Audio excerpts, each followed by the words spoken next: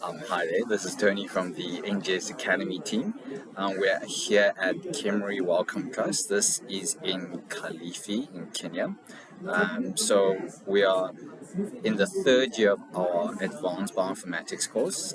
Here we have one of our participants with us. So tell us about yourself.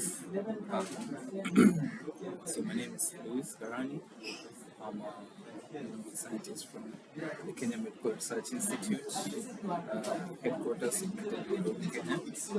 I mostly work on SARS-CoV and a lot of malaria, more recently. Okay.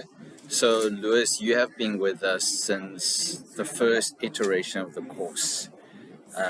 Was it very useful? Did you manage to, walk away with a lot of practical skills that you can use? Yes, I would say during the first iteration, I was quite new to bioinformatics. I understood the concept, but I didn't have the technical skills too much. What theory I knew. So yeah, that was my first year. It was basically getting used to command line, units, environments, basically running simple pipelines. That was my first year. Okay, so you say that you're currently sort of working on SARS-CoV-2, and I think, in 2020, we have really seen how unprepared governments or the healthcare sector are. It is, a relatively new field in terms of, computational biology, using different softwares to analyze sequencing, especially now with NGS technology. Um, did you also find that challenging in terms of, having to write code, syntax, become almost like a computer program? Yes, I would say because during the height of COVID, we did a lot of sequencing errors, but we generated a lot of data, but we were just storing it because we didn't have the informatics capacity to Yeah, analyze this data. yeah, And I guess that's where my interest in bioinformatics grew because there's all this data that's just sitting on our servers. We don't have any to analyze it. So sure. why couldn't I just try and write a few simple codes, and I guess that's how it started. And, from that interest, my supervisor saw that I was willing to learn informatics, and she recommended me for this program. Yeah. And I'm so glad she did because through this program I was able to not only hone my skills. Now, back then I couldn't write so many lines of script, but now I'm creating whole workflows. I mean, it's quite something out there. Okay, and then Lewis, in terms of your institution, if you find challenges, writing your own code with workflows, is there someone that you can reach out to support you, or there isn't really a good supporting structure? So it's interesting you mentioned that because after the second iteration of this course, I realized there was a challenge. Whenever I got stuck writing code, or I had was troubleshooting some lines of script and I didn't know exactly what the problem was. I didn't have anyone around me at that moment to sort of help me. It's not that there was no one around me, it's just that there were people who were doing bioinformatics but in silos, different projects, different groups.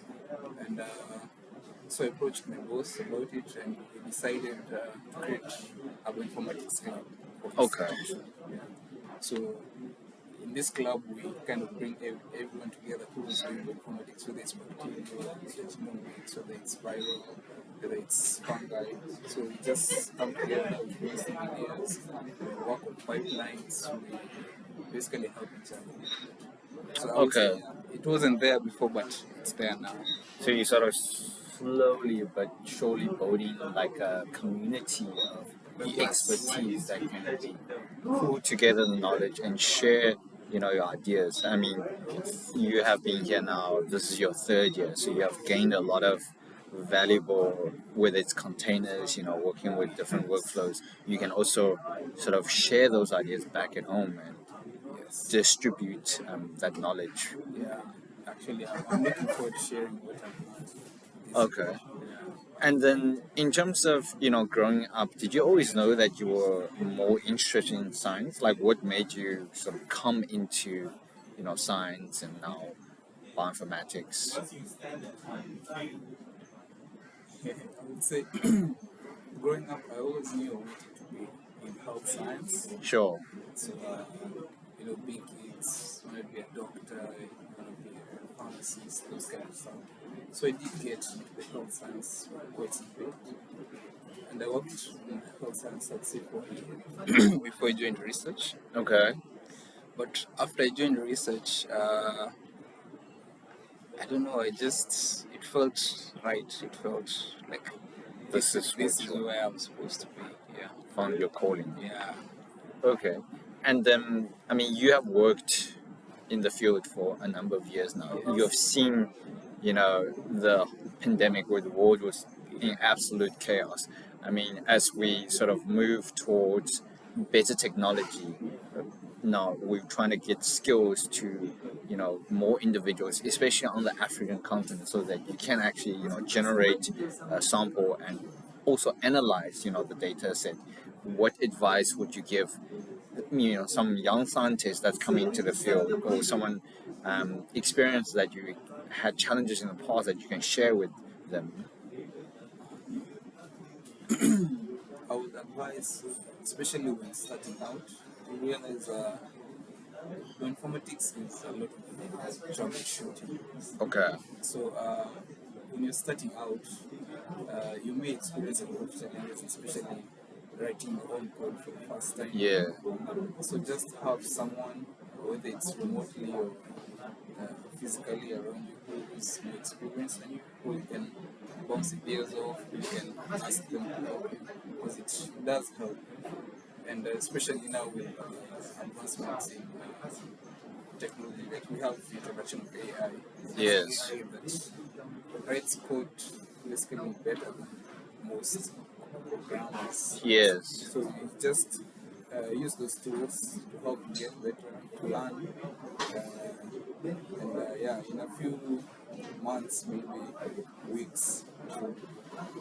Okay, so essentially trying to find a mentor that can pass on your knowledge and let them sort of guide you, but Yes. also use technology or integrate technology such as AI to assist you in terms of those mediocre tasks and writing code.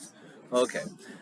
So I mean, as we come to the end of this, um, tell us some of the biggest awards that you have sort of gained from these past 3 years, whether it's forming networks, or have this camaraderie of your peers that you can reach out to, or like just getting outside the lab, bounce ideas off other intellect. Yeah, so like I said, during the first iteration, I was still kind of green to informatics, Yes. but after the second iteration, I've actually done 3 trainings. I've facilitated 3 trainings in informatics. Okay.